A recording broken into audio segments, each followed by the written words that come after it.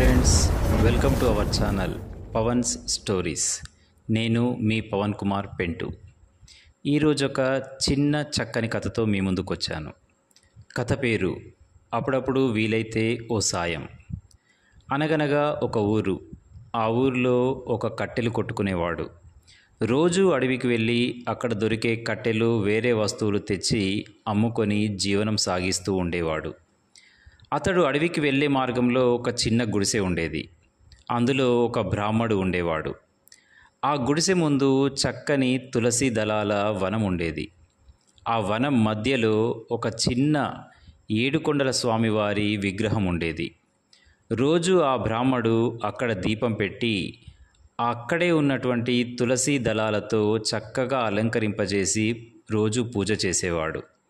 ఆ దృశ్యాన్ని చూస్తే ఎవరైనా సరే సమ్మోహనం చెందాల్సిందే, అంత చక్కగా ఉండేది ఆ దృశ్యం.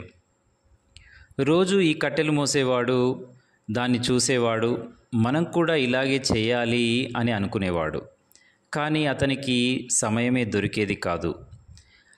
ఒకరోజు అతను అడవిలో కట్టెలు కొడుతూ ఉంటే పక్కకే చక్కని తులసి దళాల మొక్క ఒకటి కనిపించింది.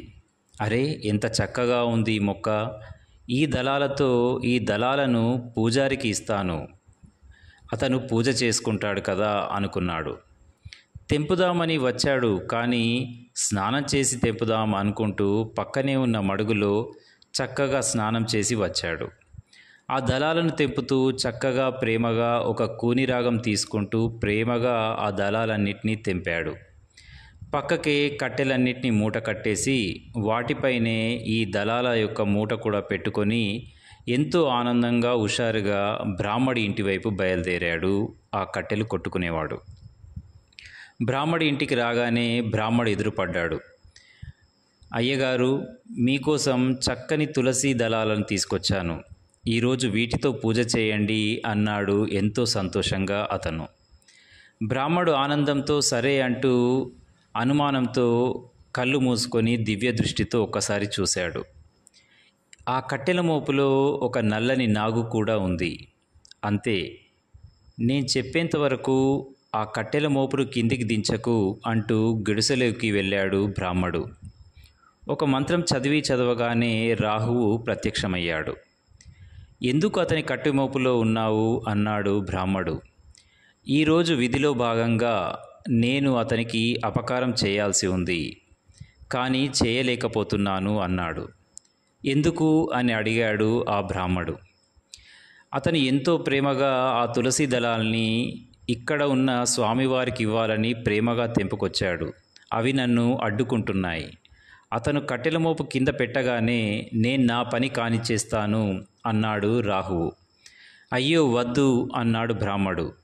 తప్పదు కదా, నేను చేయాల్సిందే అన్నాడు రాహువు. సరే, ఒక పని చేద్దాం, నా పూజా ఫలితాన్ని మొత్తాన్ని నీకు ఇచ్చేస్తాను, అతన్ని వదిలేయి అన్నాడు బ్రాహ్మడు. మీ ఇష్టం అన్నాడు రాహువు. ఒక్క క్షణం కూడా ఆలోచించకుండా బ్రాహ్మడు తన యొక్క పూజా ఫలితాన్ని పుణ్య ఫలితాన్ని అంతా ధారపోసేశాడు. రాహు ఆశ్చర్యంగా దాన్ని తీసుకొని నమస్కారం చేసి అక్కడి నుంచి వెళ్ళిపోయాడు. వెంటనే బ్రాహ్మడు బయటికి వచ్చి అతనితో, రోజు ఇలాగే నాకు దళాలు తెచ్చిస్తావా అని అడిగాడు ప్రేమతో.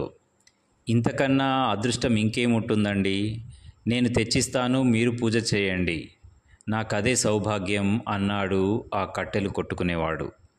కదా, ఒక్క తులసి దళం ఒక ప్రాణాన్ని నిలిపింది. ఎన్నో రోజుల పుణ్యఫలం ఒక ప్రాణాన్ని నిలిపింది. ఒకే ఒక్క సాయం మొత్తం జీవితాలనే మార్చేసింది. ఆపదలో ఉన్నప్పుడు కాపాడేది డబ్బే కాదు, అప్పుడప్పుడు కొన్ని చిన్న చిన్న సాయాలు కూడా మనుషుల్ని కాపాడుతూ ఉంటాయి. ఇది ఫ్రెండ్స్ నా కథ. నచ్చితే లైక్ కొట్టండి, షేర్ కూడా చేయండి. నేను మీ పవన్ కుమార్.